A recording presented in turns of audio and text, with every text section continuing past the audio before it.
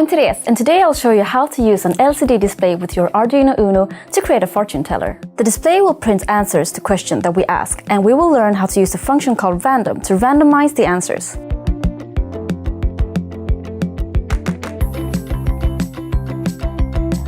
We will also use a built-in library to control the display. There are quite many connections on the LCD display component, and we will not use all of them, but it can be good to understand what each pin is doing. I will show you later when we create the circuit, but make sure to check page 117, step 3 to 6 in the project's book to read more about them. We will also need a tilt switch to start the program, a potentiometer to adjust the contrast on the display, and some resistors.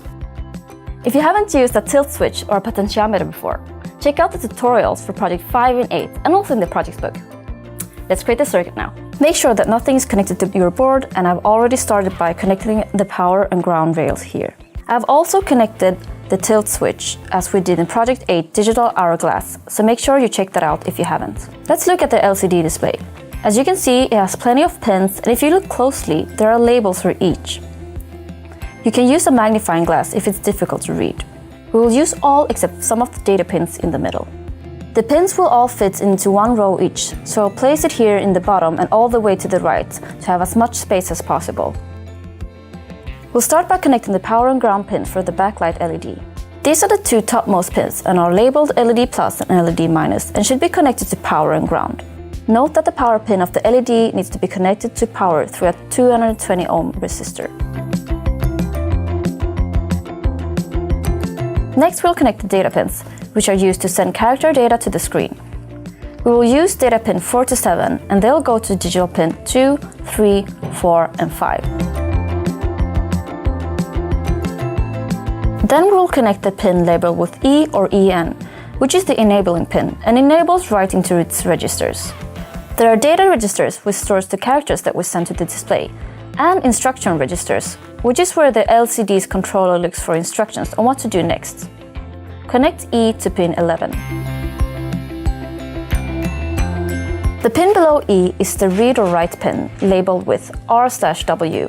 Depending on if this pin receives high or low, the display will be put in either read mode or write mode. We want it to be in write mode in order to display our messages, so we'll connect this to ground to receive low.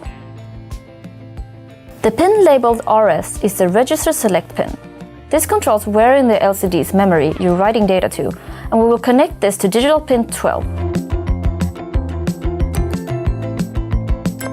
To change the contrast of the display, we'll use the pin labeled V0. This pin reads a voltage, which will determine the contrast. We will connect it to 5 volts and ground through a potentiometer.